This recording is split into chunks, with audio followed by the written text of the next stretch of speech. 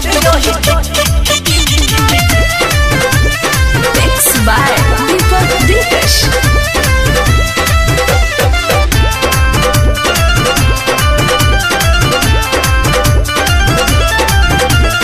आइल बाड़ो नाच देखे देख टुकुर टुकुर ढूढ़िया पले जरन बारा भुकुर भुकुर।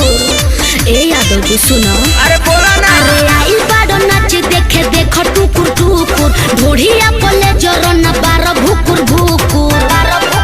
लागता कि कब देखले नई खोई सन सामान।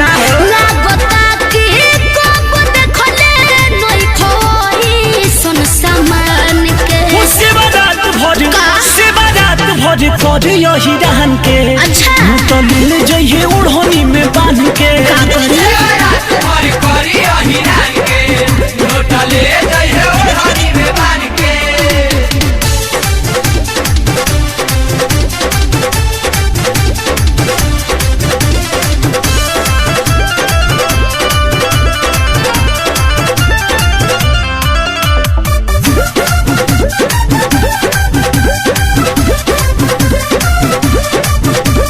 एको दिन नाच गइल रहिया दो टोली, बाते बात पर चलत रहे गोली। हमनी आगे जाके हूँ ना बोली, आवो ना नमरी से भर दी चोली। अच्छा अरे ऐसे ना बोली। एको दिन नाच गइल रहिया दो टोली, बाते बात पर चलत रहे गोली।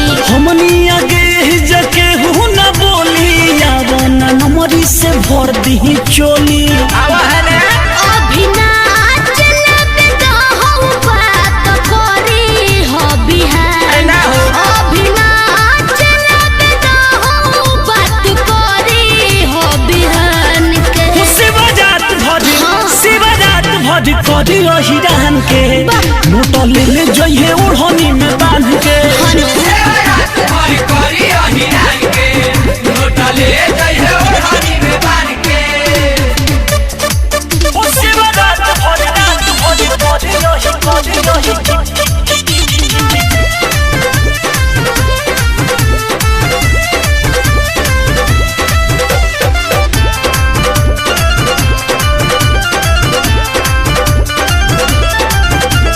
बुक भइल बड़ुए साटा बबुआन के।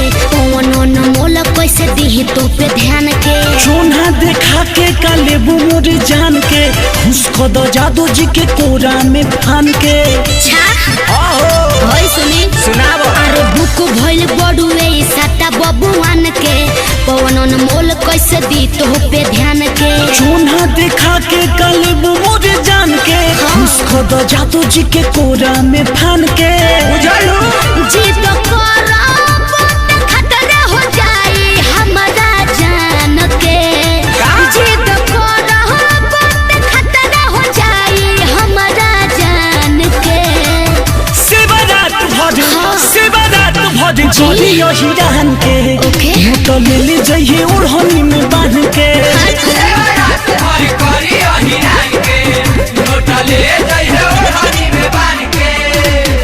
ठीक बाजी। शिवरात भज करी यही रहन के।